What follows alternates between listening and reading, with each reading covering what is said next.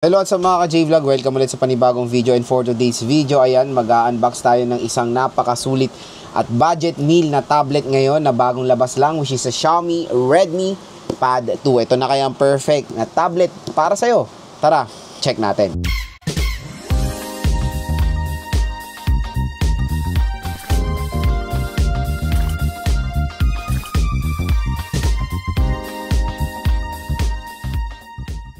And for today's video, another tablet na naman po ang ating unbox, and this time ito po yung bagong labas sa Xiaomi Redmi Pad 2. So itong tablet na to is sobrang mura lang mga ka-J-Vlog, lalo na dito sa atin sa online. So dito sa view products natin, pag clinic nyo dyan yung Xiaomi Redmi Pad 2, mariredirect kayo sa sobrang bagsak presyo na device na to, below SRP. Meron pang voucher na up to 1,000 pesos off pag bumili kayo ng Xiaomi Redmi Pad 2, and syempre free shipping pa. So, magkano nga muna ba ang Redmi Pad 2 when it comes sa kanyang SRP? So, ang SRP nito, meron siyang exclusive sa online, which is ito. Nakuha ko to ng 6 Plus. Pero ibang variant niya, like the 6GB 128 is 11,999 pesos, at yung 8GB 256 is 13,999 pesos. At yan po yung mga 4G variant. Meron din po siyang Wi-Fi version, which is etong in-unbox natin. So meron nga siyang Wi-Fi version, which is etong in-unbox natin. At ito ay 4GB 128. Usually ang presyo nito for the 4GB 128 na Wi-Fi only version is 8,599 pesos.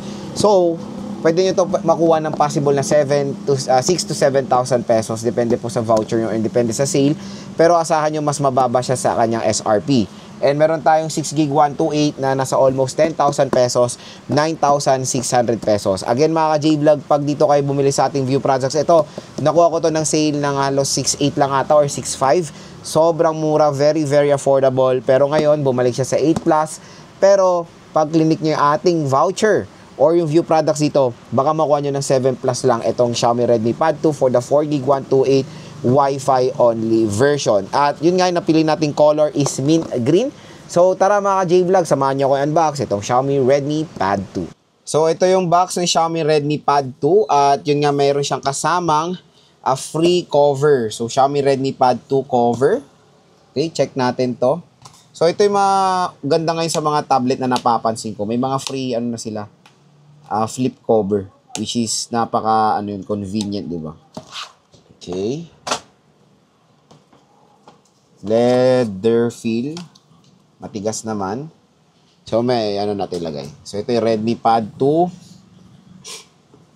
Powered by Xiaomi HyperOS and Dolby Atmos. And ito ay 4GB 128 mint green po yung napili nating color. So open na natin to.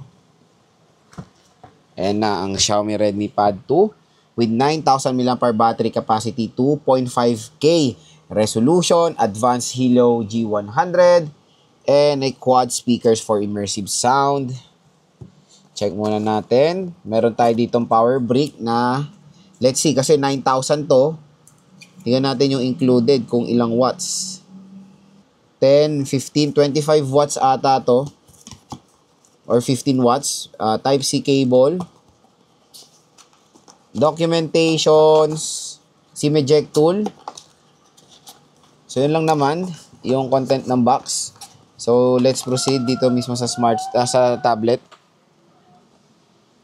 Ito na ang Xiaomi Redmi Pad 2. Alisin natin siya sa kanyang cover. So ito yung mint green na mukhang kulay blue.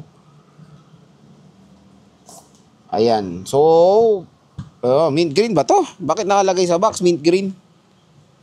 So, I think ito yung mint green nila. Mukhang kulay blue. So, ito yung mint green nila na Xiaomi Redmi Pad 2. So, single camera, which is okay yan sa isang tablet. Ayan siya. Tapos, dito sa manipis din naman siya in fairness. And malaki yung display.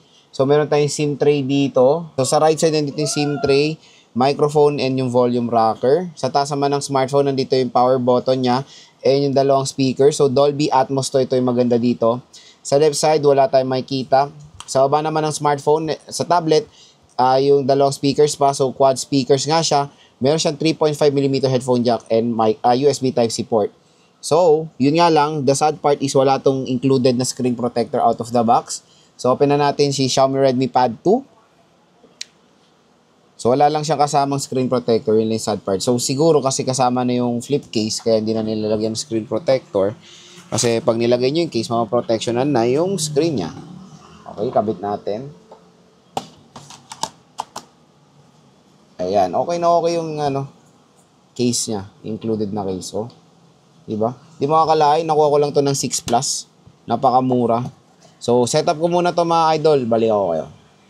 So, yun, na-setup na natin si Xiaomi Redmi Pad 2.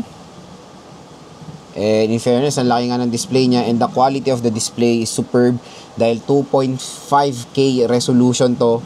Hindi siya naka-AMOLED pero mukha siyang naka-AMOLED dahil sa sobrang sharp ng display niya. So, kahit na IPS to, mataas yung resolution niya which is very, very perfect. About tablet, naka-HyperOS po ito. HyperOS 2. Android 15, 20GB na po ang nakain niya out of the box. So, medyo malaki na rin. And 128GB is the minimum na rin naman talaga. Octa-core processor, 4GB of RAM. And syempre, 107GB na lang yung available storage niya out of the box. And when it comes sa display na itong device na to, meron tong refresh rate na up to 90Hz screen refresh rate. Itong si Xiaomi Redmi Pad 2. Ayan siya. So, very convenient itong tablet na to. Napakalaki ng display. Perfect na perfect to sa mga consumers na, ayan, pwede siya pang bata, pwede siya pang school kasi meron siyang canvas. Lahat. Pang laro, pang nood, pang social media. Sobrang mura lang na itong Pad 2 mga ka-J-Vlog. And napaganda ng overall display. Syempre, ang una nating titignan when buying a tablet is of course the overall display. Maganda at napakakunat ng battery nito. 9,000 mAh na removable battery with free case pa na included. So yan mga ka-J-Vlog, na na-unbox na natin ang Xiaomi Redmi Pad 2, which is ito. Next is gusto ko magbigay ng first impression overall ko dito kasi gumawa ko ng first impression nito based sa kanyang specs. Ngayon, first impression hands-on na tayo dito sa Xiaomi Redmi Pad 2. Ngayong na-unbox na natin siya. So yun nga, ang pinakaunang maganda dito, may kasama siyang case out of the box at flip case siya, leather feel design pa yan. And syempre, ang unang-una natin bubungad na dito sa Xiaomi Redmi Pad 2 mga J-Vlog, wala na iba kundi yung display. Napakaganda ng overall display na itong device na to. So, biruin mo itong device na to is 2.5K resolution ang taas. Usually, mga ibang tablet is 1500, 1220, 2K resolution. Ito, 2.5K mga idol. Napakaganda ng resolution. Kaya kahit hindi po to Super AMOLED or kahit hindi siya AMOLED display or OLED, very sharp and detailed po yung display na itong Xiaomi Redmi Pad 2 even though IPS LCD display lang siya. So yun yung magandang move ni Xiaomi na siguro syempre ang panel ng AMOLED lalo na pag tablet is very very expensive. Ngayon tinaasan nila yung resolution para mas naging sharp, mas gumanda yung quality kumbaga ng display nila even though IPS siya. So, yun nga, ang unang-una dito, napaganda ng overall quality ng display nito at ang laki, 11 inches siya. So, kasing laki niya, ang iPad Pro 11-inch and syempre iPad Air M2, M3 na mga 11-inch na tablet ni Apple. Pero ito kasi ang aspect ratio niya is horizontal. Ayan. So yung mga iPads kasi square shape, ito kasi rectangular shape. Pero again, ang orientation ng mga tablets ngayon, very common na po yung ganito ng orientation at nandito na yung kanyang camera module. Ito yung front-facing camera niya. So, yun nga, ang display rin nito, hindi lang to standard. 90Hz screen refresh rate din naman siya, which is okay na okay for its price tag. At, yun nga mga ka-J-Vlog, ang napili nating color is mint green. Medyo awkward dahil mukha siyang blue. Ewan ko dito naman sa promotional photo nila, mukha namang mint green, pero in reality, mukha siyang blue. So, yun. Yun lang naman, kung saan niya unboxing ng mint green, mukha siyang cobalt blue. Next, yung chipset nito. The chipset is very, very interesting for a tablet device, MediaTek Helio G100 Ultra. So, again, pwede itong pang gaming sa entry-level tablet device. Sobrang solid nito, kaya abangan nyo na lang yung ating game test ito sa Xiaomi Redmi Pad 2. Biruin nyo, ang laki ng display, napakaganda ng display, tapos maganda pa yung overall performance din ng chipset, grabe, very sulit talaga to. So, syempre, meron itong 2 variant, 4GB 128 at 6GB 128. So, yun, 1,000 lang naman ang kanilang price difference, pero kinuha ko is 4GB 128 since i-review lang natin siya para makita rin ng mga consumers ang binibili ko is base model. Kahit na base model is okay na okay po ang performance. So, yun, I think for a tablet, especially for the price na 8.5, 4GB is parang common pa rin naman. Pero maganda kasi dito, pwede nyo ito makuha for as low as 6,000 plus. So, medyo bumabagay na rin yung 4GB of RAM niya doon sa kanyang price tag na 6,000 plus. Again, ang perspective natin dito is tablet ha. Usually, pag tablet talaga, 4GB makikita nyo sa ganito mga price tag. Huwag na kayo umasa ng malalaking RAM pa. Pero meron naman, pero hindi balance yung specs. Dito kasi sa Xiaomi Redmi Pad 2, sobrang balance yung specs ng tablet na to. Hindi pa yun tayo nagtatapos yung speakers na ito.